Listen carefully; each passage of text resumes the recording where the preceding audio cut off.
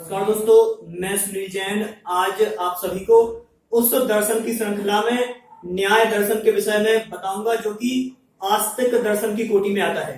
देखिए, बिना प्रस्तावना के अपन चलते हैं न्याय दर्शन पर। तो जो न्याय दर्शन के प्रवर्तक थे या फिर जो उसे चलाने वाले थे, जिन्होंने प्रारंभ किया था, वह थे महर्षि गौतम, जिनका पूरा नाम है अक्षपाद गौतम। इन्हें अक्षपाद गौतम के नाम से भी जाना जाता है या महर्षि गौतम भी अपन कह सकते हैं। इनकी एक उपाधि है, उपाधि मान सकते हैं अक्षपाद नाम से। देखें, जो शास्त्रों में प्रमाण मिले हैं इसके देखते हैं क्या है परिभाषाएं। तो प्रमाणैर्थ परीक्षणम न्यायः, प्रमाणैर्थ परीक्षणम न्यायः। यह जो महर्षि वात्स्यायन जी थे, उन महर्षि वात्स्यायन जी ने यह परिभाषा दी है कि प्रमाण के द्वारा अर्थ का परीक्षण करना, प्रमाण के द्वारा पदार्थ का परीक्षण करना ही क्या है, न्याय है। एक और परिभाषा है जो देवराज जी ने दी है, वह है नियते विवक्षितार्थ अनैन इति न्यायः। इस प्रकार की परिभाषा दी। और भी बहुत सारी परिभाषाएं हमें प्राप्त हुई जो कि मैंने हिंदी में लिखने का प्रयास किया है जिससे कि आपको समझ में आए।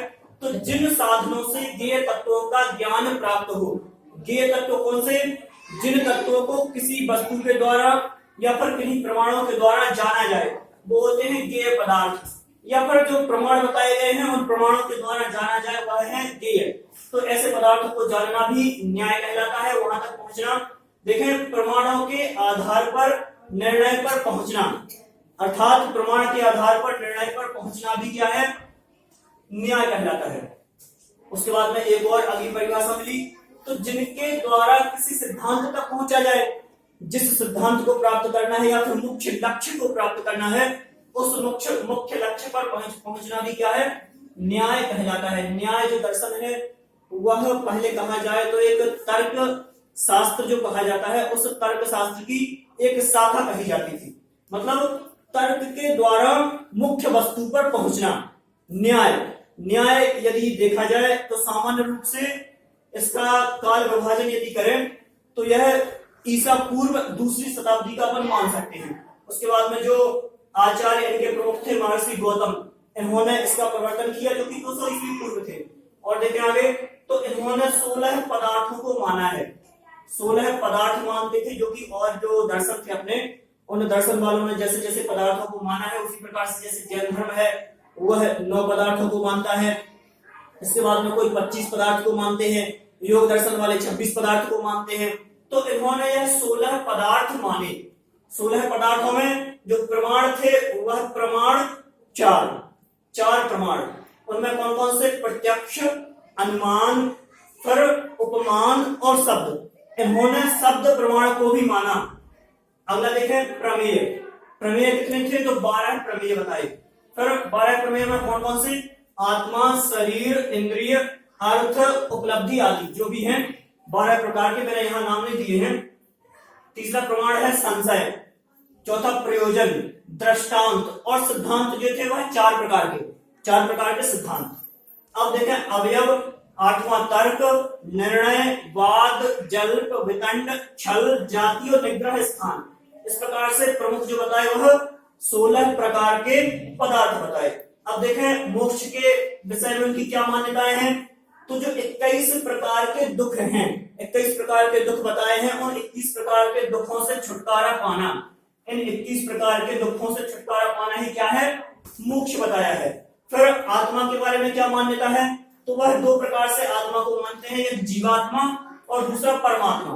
तो जीवात्मा तो साधारण रूप से अपन सब लोग, और परमात्मा जो कि इन 21 प्रकार के दुखों से निवृत्त हो गए हैं वह परमात्मा की कोटि में आते हैं। देखें, यदि व्युत्पत्ति के आधार पर न्याय शब्द का अर्थ देखें तो क्या है, मार्गदर्शन करने वाला, और वो भी कैसा, समीचीन या फिर सच्चा मार्गदर्शन करने वाला। आप लोगों ने महाभारत जो कि प्रसिद्ध महाकाव्य है उसका नाम सुना होगा।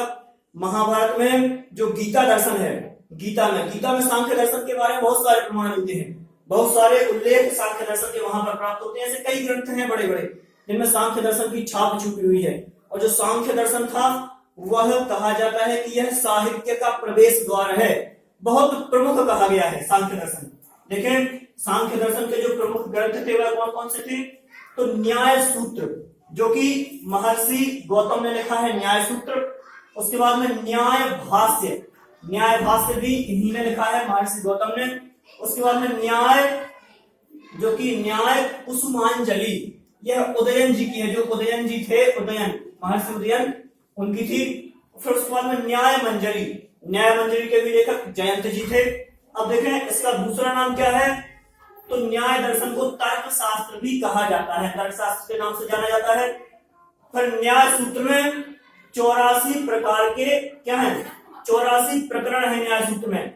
फिर 528 सूत्र हैं। उसके बाद में 196 पाद हैं और 8385 अक्षर हैं।